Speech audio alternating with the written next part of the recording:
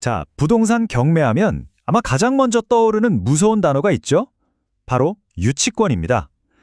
많은 투자자들이 이 단어 하나만 보고도 그냥 뒤돌아서는데요. 근데 여러분, 사실 이 유치권에 엄청난 기회가 숨어 있다는 거 알고 계셨나요? 오늘 그 기회를 잡는 법을 제대로 알려드리겠습니다. 와, 진짜 완벽한 오피스텔 경매 물건을 찾았어요. 가격도 좋고 위치도 끝내주고. 근데 딱 한 가지, 서류를 보니까 두 글자가 눈에 딱 들어옵니다. 유치권. 아, 심장에 덜컥하죠, 진짜.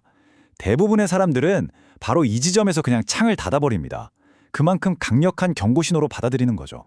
바로 이 지점에서 대부분의 사람들은 그냥 뒤로 가기 버튼을 누릅니다. 하지만 우리는 달라야죠. 남들이 도망칠 때 우리는 오히려 더 파고 들어가야 합니다. 오늘 제가 알려드릴 내용은 바로 그 조사 방법이에요. 핵심은 간단합니다. 진짜와 가짜를 구별하는 눈을 기르는 것.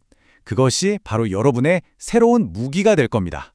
자, 그럼 이 유치권이라는 거 도대체 피해야 할 함정일까요? 아니면 우리가 찾아내야 할 보물일까요?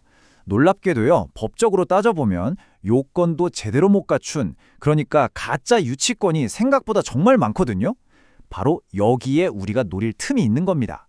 자, 그럼 이 가짜 유치권이라는 허술한 건물을 어떻게 무너뜨릴 수 있을까요?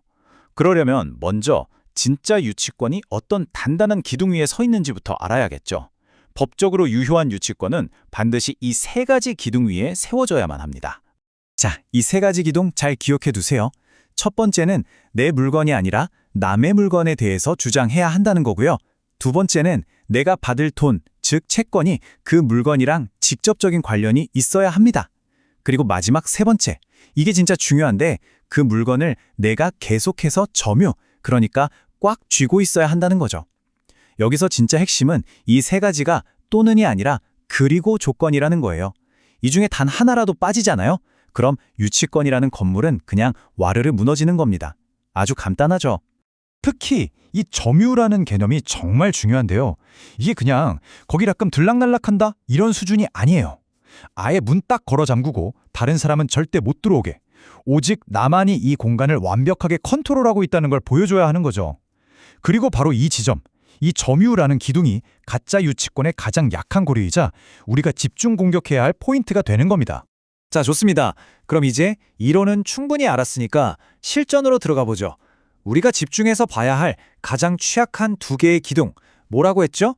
네, 바로 채권의 관련성, 그리고 점유입니다. 채권 관련성부터 한번 볼까요? 현장에서 정말 흔하게 보이는 가짜 유치권 주장이 뭐냐면 나 분양대금 못 받았으니 유치권 행사하겠다, 이거거든요. 근데 우리 대법원 판례를 보면 명확하게 나와 있어요. 분양대금을 돌려받을 권리는 건물 자체에서 생긴 빚이 아니다 라고 딱 선을 그어버립니다. 그러니까 이걸로는 유치권 자체가 성립이 안 되는 거예요.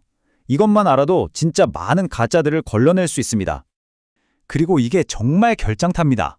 우리 민법 조항에 아예 못을 박아놨어요. 점유를 상실한 때에는 유치권은 소멸한다. 끝! 아주 간단하죠? 어떤 이유를 대든 내가 그 부동산에 대한 물리적인 지배를 잃는 바로 그 순간 유치권은 법적으로 그냥 없었던 일이 되는 거예요. 예외? 그런 거 없습니다.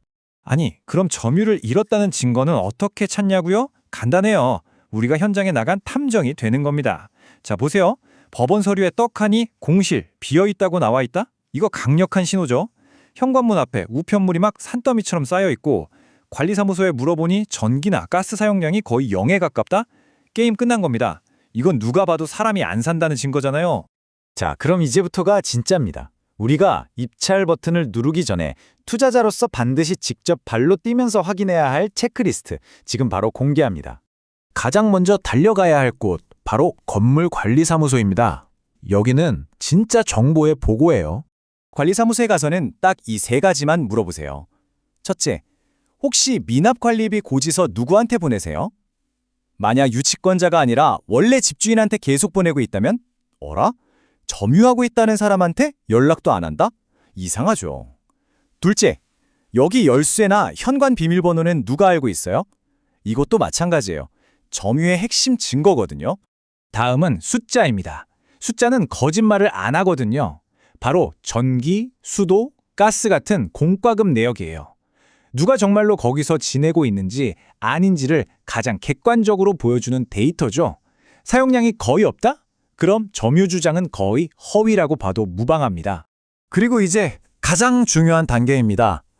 바로 우리 발로 직접 현장에 가서 눈으로 확인하고 손으로 증거를 남기는 거죠.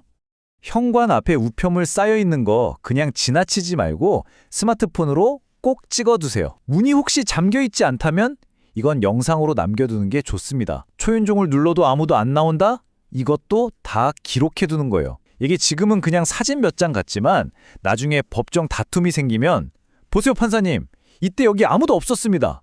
라고 말해줄, 나를 지켜줄 가장 강력한 무기가 됩니다.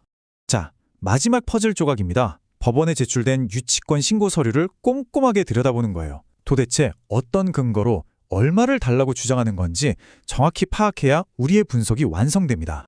자, 이렇게 모든 조사를 마쳤습니다. 그럼 이제 우리가 맨 처음에 봤던 그 오피스텔 이야기로 다시 돌아가 볼까요? 우리가 만든 이 체크리스트를 가지고 한번 최종 판결을 내려보겠습니다. 결론은 아주 명확하게 나왔습니다. 이 오피스텔에 걸려있던 유치권은 가짜일 가능성이 매우 높습니다. 이건 위험한 함정이 아니라 우리가 찾던 숨겨진 기회였던 거죠. 증거는 차고 넘치죠. 애초에 빚의 근거부터가 대법원 판례에 어긋나고요.